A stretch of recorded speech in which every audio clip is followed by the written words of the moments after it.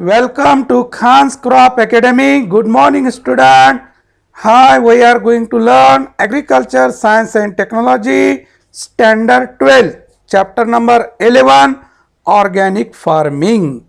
In previous lecture, explain the weightage of organic farming, meaning of organic farming, then modern approach of organic farming.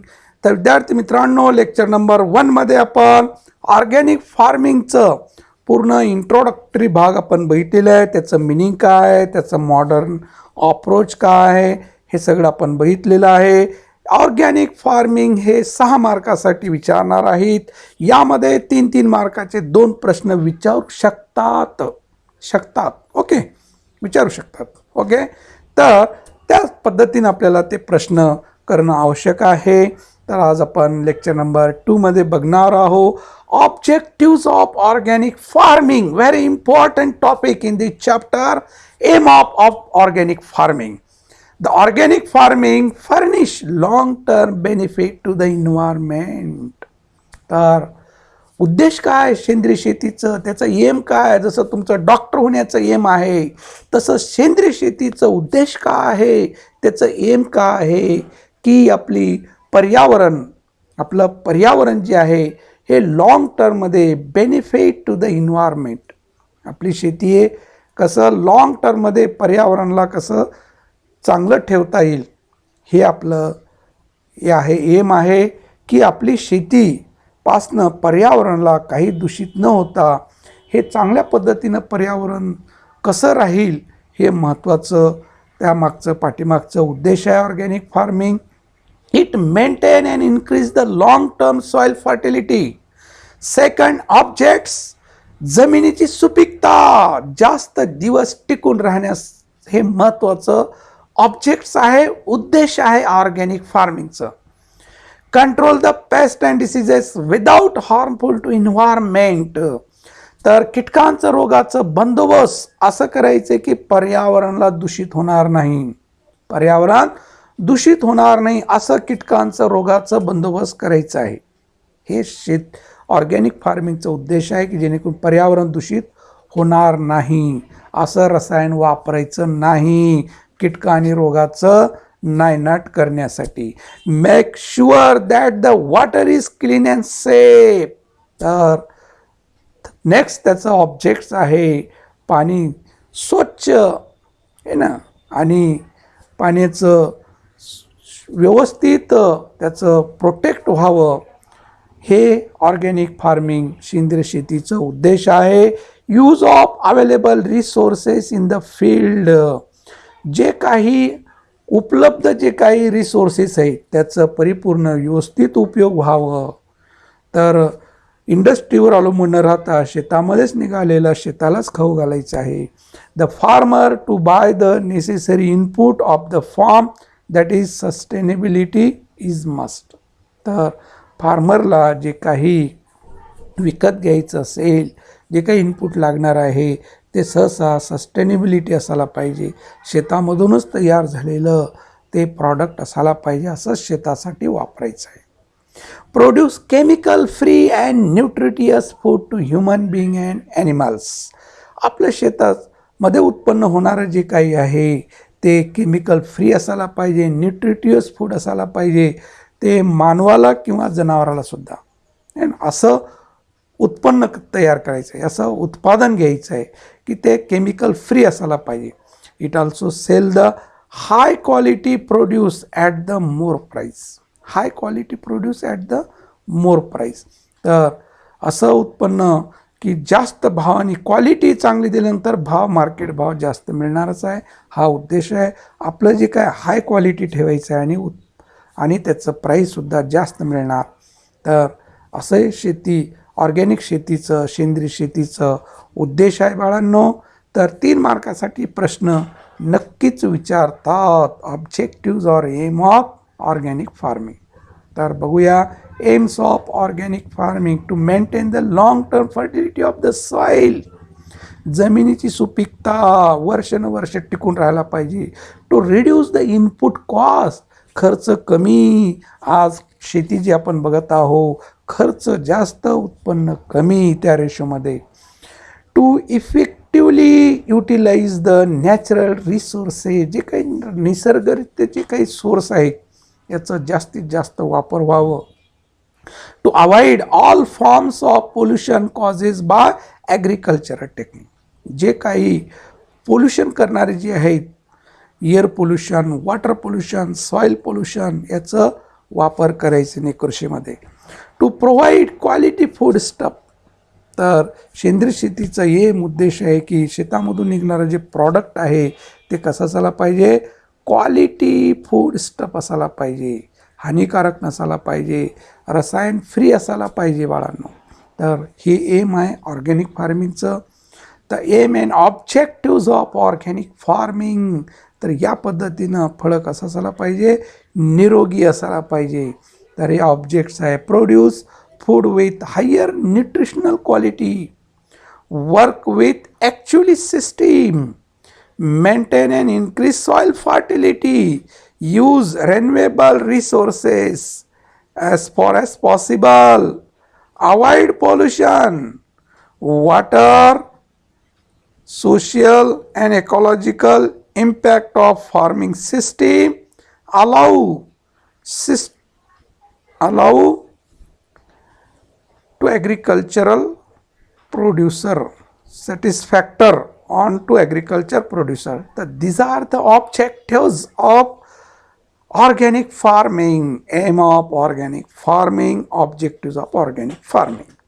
The aim of organic farming is to maintain optimum soil health and thus making the soil capable of supplying all essential nutrients to crop for its proper growth and development. लक्षात. तर M काय आहे, objectives काय organic फार्मिंगचं, to maintain optimum soil health आहे की जेणेकरून पिकांना जास्तीत जास्त अन्नघटक मिळावं आणि पिकाची जोमदार वाढ व्हावी, उत्पादन चांगलं म्हणजे भरपूर मिळावं. Organic farming aim at sustaining and increasing the productivity by improving soil health and overall improvement of agro ecosystem. Organic farming gives quality organic food and also helps to restore soil fertility on long term basis.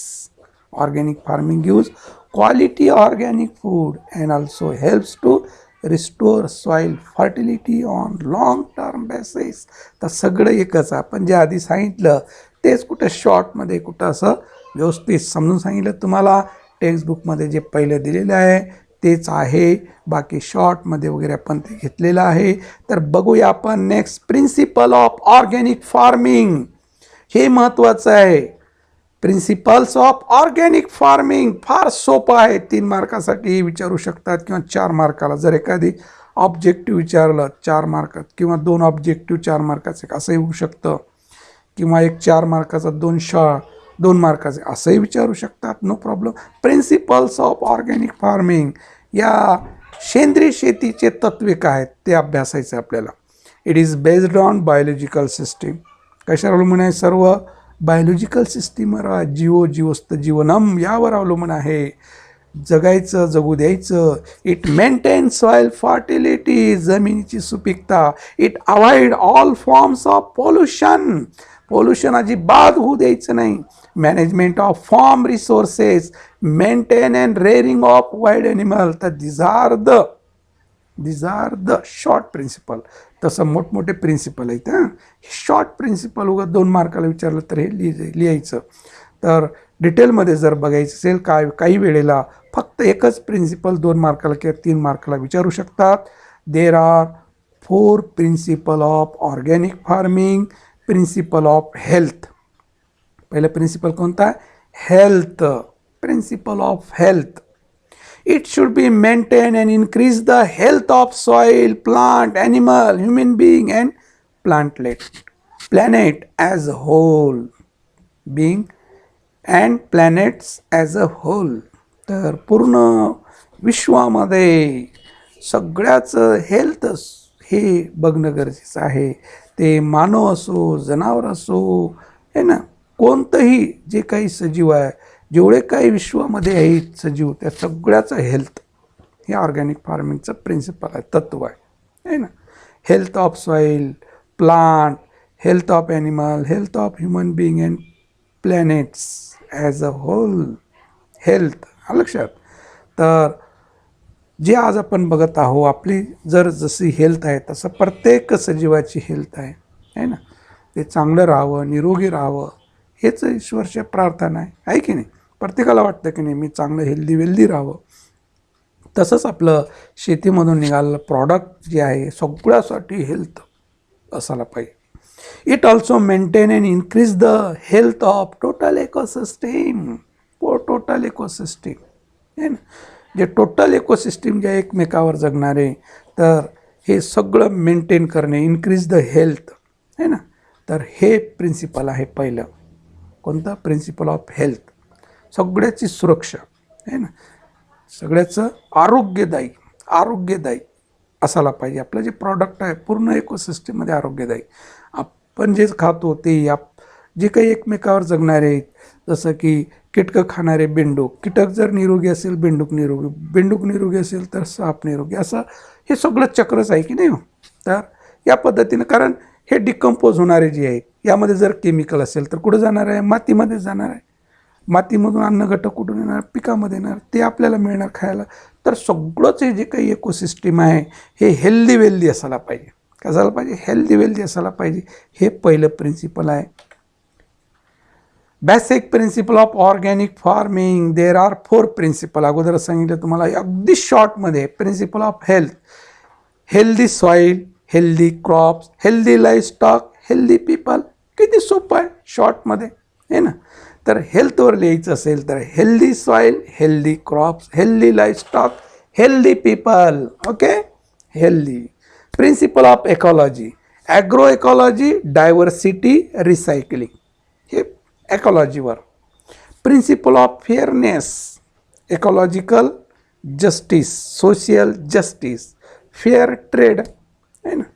Fair आहे ना, सगळ्याला समान आहे ना.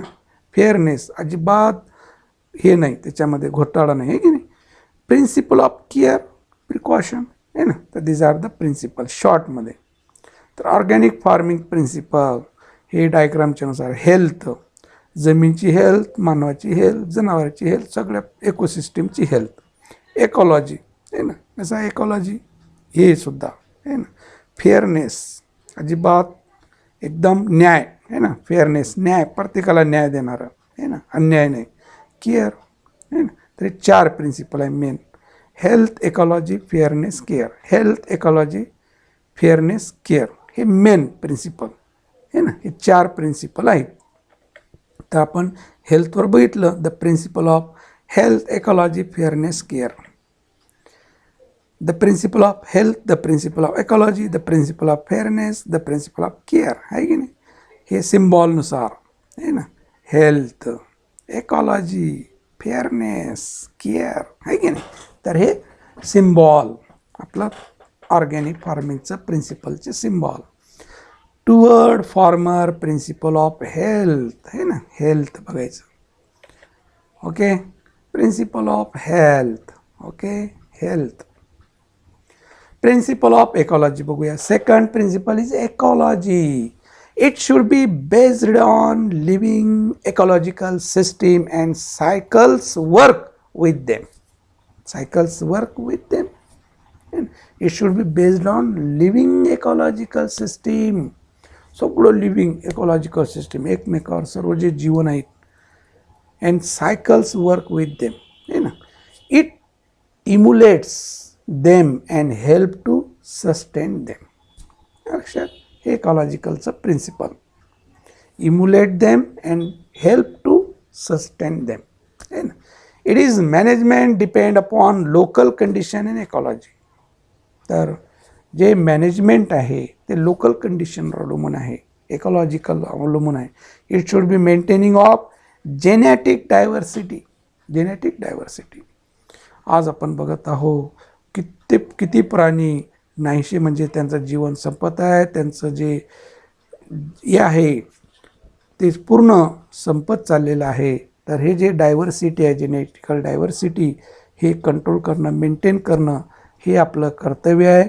तर हे ऑर्गॅनिक फार्मिंगचं प्रिन्सिपल आहे principle of ecology. Third principle of fairness. It should be conduct human relationship at all level and to all parties, that is a farmers, worker, processor, distributor, traders and consumer of the locality. तर विद्यार्थी मित्रांनो, आज आपण बघत आहोत भावामध्ये जमत नाही है ना, भावाला जमत नाही है ना, वडिलाचं मुलासोबत जमत नाही, हे काय चाललंय योग आहे ना. तर सगळ्याला व्यवस्थित न्याय मिळाला पाहिजे असं ह्युमन रिलेशनशिप असायला पाहिजे. Farmer, worker, processor, distributor, trader and consumer, पूर्ण एक साखळी आहे, एक फॅमिली आहे इथे. तर या फॅमिलीमध्ये एकमेकाचं व्यवस्थित न्याय द्यायला पाहिजे. शेतकऱ्याला न्याय मिळाला पाहिजे, त्या वर्करला न्याय मिळाला पाहिजे, प्रोसेसरला मिळाला पाहिजे, त्या डिस्ट्रीब्युटरला, ट्रेडरला, कंझ्युमरला. इथं काय होत चाललेलं आहे, शेतकरी तसंच मरत चाललेला आहे बिचारा करून करून. तर हे प्रिन्सिपल आहे की फेअरनेस, सगळं असं फेअरनेस असायला पाहिजे आहे ना, पूर्ण उघडं असायला पाहिजे, म्हणजेच पूर्ण दिसणारं असं असायला पाहिजे आहे ना, फेअरनेस असं आहे ना, सगळ्याला न्याय व्यवस्थित असायला पाहिजे. हा तत्व आहे ऑर्गॅनिक फार्मिंगचं. It supply sufficient quantity and good quality food and other product.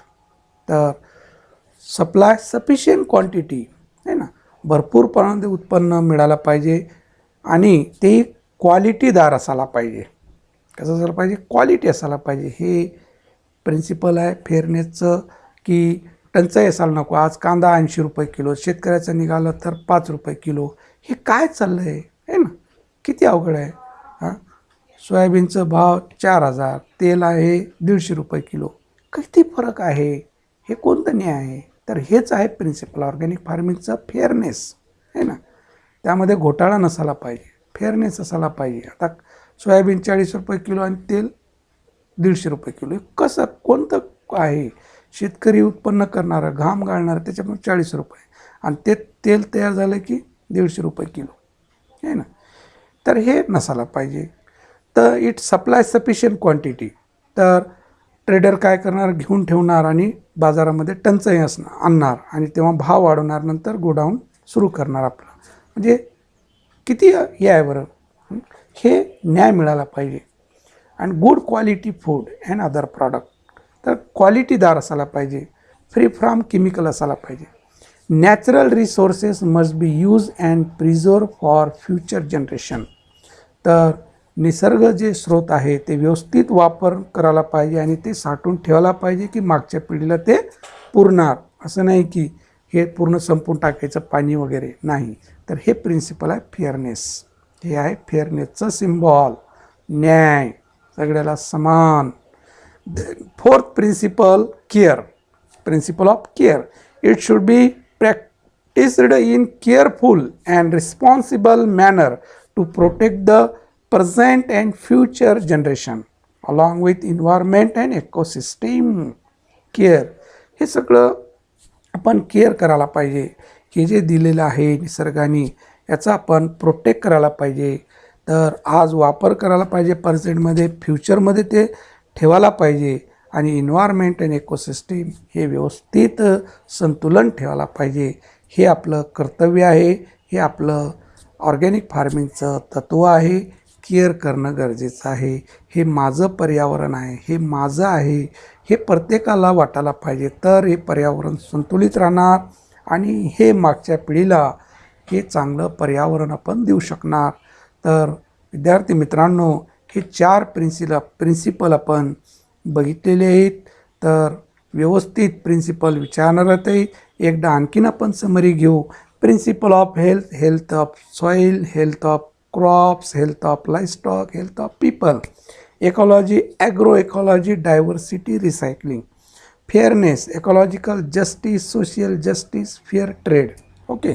Care, precaution should be taken.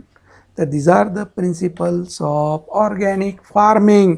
मजा येते की नाही विद्यार्थी मित्रांनो? बघत राहा व्हिडिओ आणि इतरांना जास्तीत जास्त शेअर करा, सबस्क्राईब करा, नोटिफिकेशन मिळत राहणार. बस अर्धा तास द्यायचं विद्यार्थी मित्रांनो डेली या विषयाला. बाकी फिजिक्स केमिस्ट्री बायो भरपूर अभ्यास करा, डॉक्टर व्हा, ॲग्रिकल्चर व्हा, है ना, कलेक्टर व्हा, IAS अधिकारी व्हा. Best of luck. थँक्स. जय जवान जय किसान.